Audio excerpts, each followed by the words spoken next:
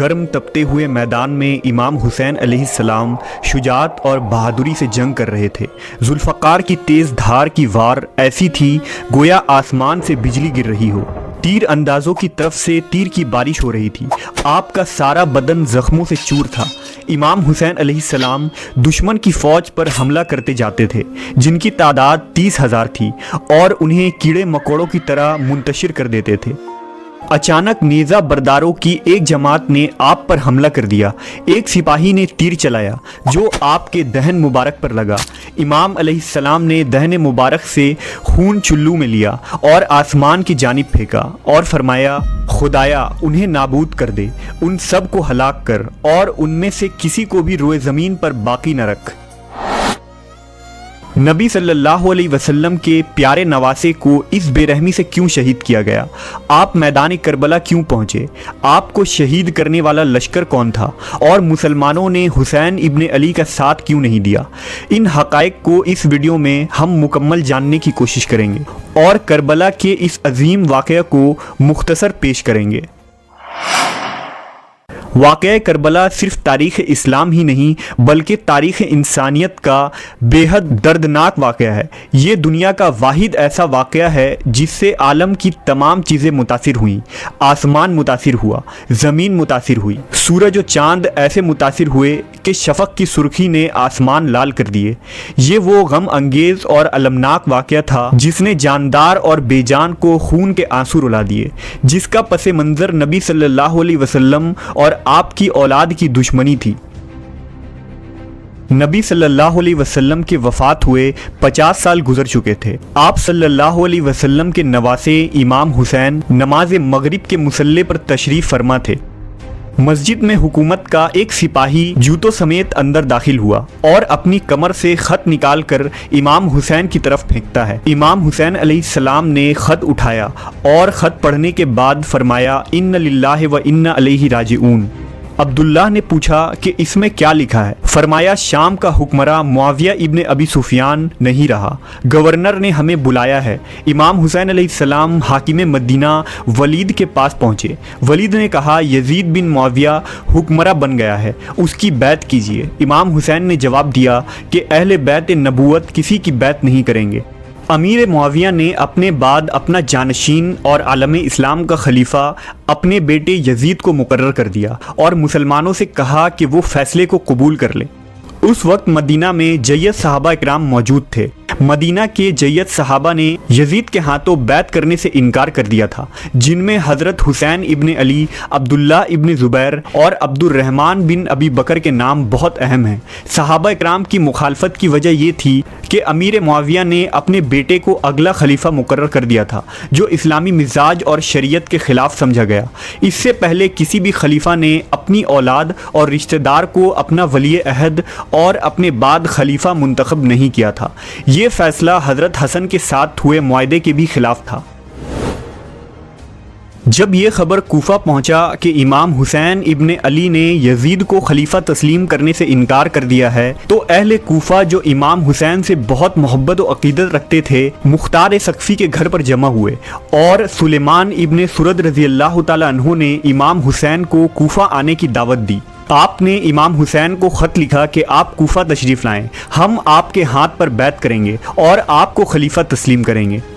روایتوں میں آتا ہے کہ کوفہ سے تقریباً 18,000 خطوط حضرت امام حسین کو موصول ہوئے۔ حضرت حسین نے کوفہ جانے کا فیصلہ کیا۔ امام حسین کے نزدیک یزید کا خلیفہ رہنا ظالم حکومت کو تسلیم کرنا ہے۔ یزید کی خلافت اسلام اور شریعت کے خلاف تھی۔ دوسری طرف یزید بن معاویہ کی ذاتی شخصیت بھی تنازع کا شکار تھی۔ یزید شکار، تفریح اور شراب کا عادی تھا۔ لوگوں کا بھی ماننا تھا کہ اس میں خلیفہ بننے کی اہلیت و صلاحیت نہیں ہے، جبکہ یزید ہر حال میں امام حسین سے بیعت لینا چاہتا تھا کیونکہ حضرت حسین نبی صلی اللہ علیہ وسلم کے نواسہ تھے۔ ان کی بیعت کے بعد ہی یزید کی خلافت مستحکم ہو سکتی تھی اور عالم اسلام میں خلافت کی اہمیت تسلیم کی جاتی، جبکہ امام حسین اسے نااہل سمجھتے تھے اور اس کے خلاف خروج کرنا فرض عین سمجھتے تھے۔ کوفہ والوں پر بھروسہ کرتے ہوئے حضرت حسین پہلے مدینہ سے مکہ روانہ ہوئے اور وہاں اپنے اہل بیت، جانثار اور ساتھیوں کے ساتھ کوفہ کے لیے روانہ ہوئے۔ جب یزید کو خبر ملی تو اس نے عبیداللہ ابن زیاد جو کہ ایک ظالم شخص تھا اسے کوفہ کا گورنر مقرر کر دیا اور اسے حکم دیا کہ امام حسین ابن علی کوفہ پہنچنے کی کوشش کریں تو راستے میں ہی انہیں روک دیا جائے۔ ابن زیاد نے ایک لشکر روانہ کیا اور امام حسین اور ان کے ساتھیوں کو وہیں روک دیا۔ 3 محرم کو عمر بن سعد 4000 فوج لے کر کربلا پہنچا۔ یزید اپنے گورنر کے ذریعہ اپنی باتوں کو قبول کروانے کے لیے امام حسین پر دباؤ ڈالتا رہا۔ جب امام حسین نے یزید کے شرائط کو نہیں مانا تو آخر کار دشمنوں نے فرات پر فوج کا پہرا لگایا۔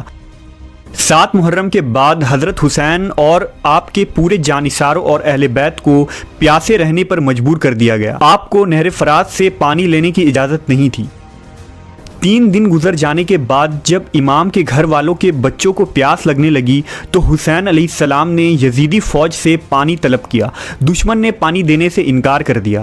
دشمنوں نے سوچا کہ امام حسین پیاس سے ٹوٹ کر ہمارے تمام حالات کو قبول کر لیں گے۔ جب 3 دن کی پیاس کے بعد بھی امام نے یزید کی بیعت نہیں مانی تو دشمنوں نے آپ کے خیموں پر حملہ کرنا شروع کر دیا۔ امام حسین نے 1 رات کی مہلت طلب کی۔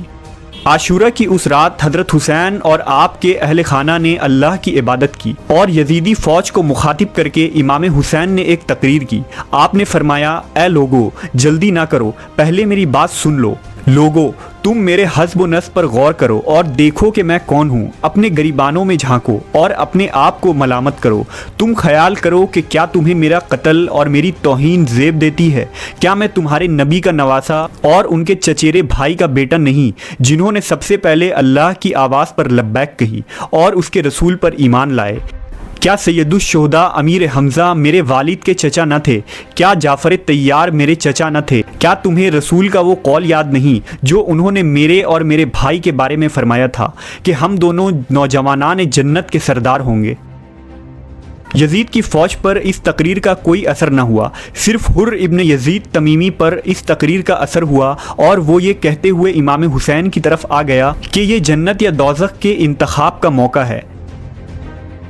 عاشورہ کے دن تک آپ کے تمام بیٹوں اور بھائیوں کو میدان کربلا میں شہید کر دیا گیا، جن میں علی اکبر، عباس، علی اصغر، اون و محمد شامل ہیں۔ حضرت امام حسین اور ان کے ساتھیوں نے دشمن کے صفوں پر ٹوٹ کر حملہ کیا، شجاعت اور بہادری کی تاریخ رقم کر دی، لیکن ایک ایک کر سبھی 72 جانشار شہید ہو گئے۔ آخر میں حضرت حسین علیہ السلام کو بھی دشمنوں نے چاروں طرف سے گھیر لیا، لیکن ان میں سے کوئی بھی امام حسین کو قتل کرنے کا گناہ اپنے سر نہیں لینا چاہتا تھا۔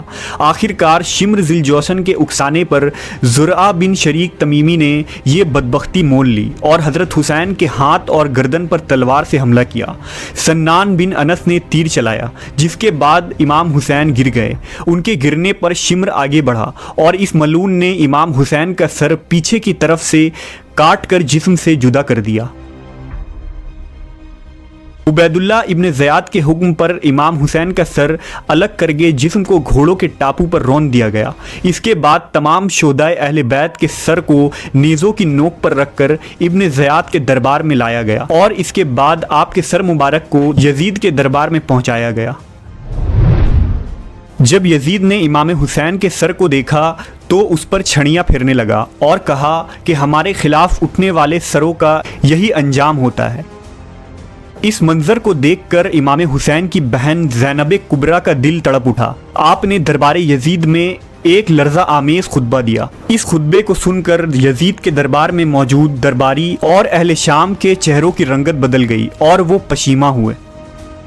واقعہ کربلا کا بغور مطالعہ کرنے سے ہمیں یہ پتہ چلتا ہے کہ یزید نے امام علی مقام کو آپ کے خاندان اور اصحاب سمیت بے دردی سے شہید کر کے خود کو فاتح اور خلیفہ برحق ثابت کرنے کی جو کوشش کرنا چاہتا تھا وہ اس کوشش میں ناکام ہوا۔ الٹا اس کی وہ وقتی جیت ہی اس کی ابدی شکست اور رسوائی کا پیش خیمہ ثابت ہوئی، کیونکہ امام علی مقام شہید ہو کر بھی لوگوں کے دلوں پر حق و صداقت کا عظیم مینار بن کر راج کرتے ہیں، جبکہ یزید بظاہر جنگ جیت کر بھی ازلی ذلت و رسوائی اور نجاست کے علامت بن کر رہ گیا۔ یہ جنگ دراصل امام حسین کی ابدی فتح ثابت ہوئی۔